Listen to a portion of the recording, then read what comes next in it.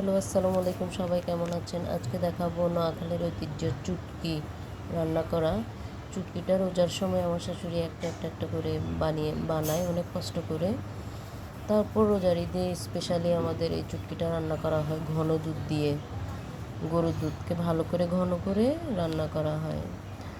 আজকে আমি রান্না করলাম সেটা হলো গিয়ে যে ঈদের সময় যেটা করেছিলাম সেটা আমরা আবার সংরক্ষণ করে একটু ভেজে রেখে দিয়েছিলাম বয়মে। সেটা ঈদের সময় যা করেছি করার পরে যা বেঁচে থাকে সেটা আমরা পরে নাস্তা হিসেবে বিকেলে মাঝে মধ্যে খেয়ে থাকি। আজকে রান্না করে আপনাদেরকে দেখিয়ে দিলাম মানে চুটকিটাকে, নোয়াখালীর ঐতিহ্য চুটকিটা কীভাবে রান্না করা হয়। প্রথমে আমি দুধটাকে, গরুর দুধ ভালো করে নাড়িয়ে নিলাম। দুধটা আস্তে আস্তে আস্তে আস্তে করে ঘন করে নিব। তারপর আমি চুটকিটা আলাদা ভাপিয়ে নিয়েছিলাম, হালকা ভাপ করে নিয়েছিলাম, ভাপিয়ে রেখেছি।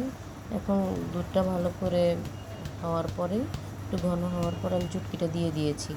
এখানে উপকরণ দিব যে এলাচি, দারচিনি আর কিশমিশ দিয়েছি, বাদাম এবং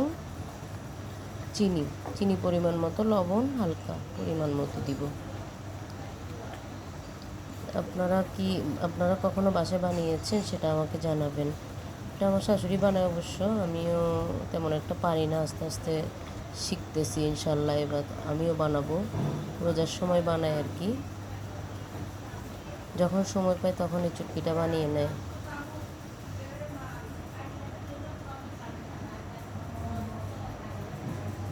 দেখুন চুটকিটা হয়েছে কিনা আমি ভালো করে দেখতেছি, আর যেন মানে শক্ত হয়ে না যায়, একটার সাথে একটা না লেগে যায়, সেই জন্য আমি ভালো করে নাড়াচ্ছি।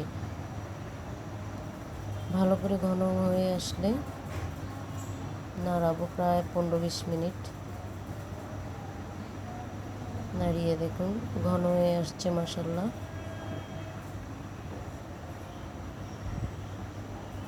খেতে অনেক সুস্বাদু, আপনারা বাসায় বানিয়ে দেখবেন, ট্রাই করে দেখবেন, খেতে অনেক টেস্টি।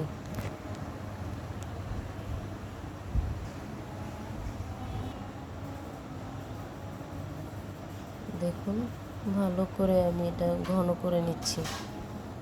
লাস্ট দেখুন কালারটা কেমন আসছে, এত বেশি ঘন না, দেখুন একটার সাথে একটা লাগেনি, মাশাআল্লাহ একদম পাতলা। ভালো থাকবে।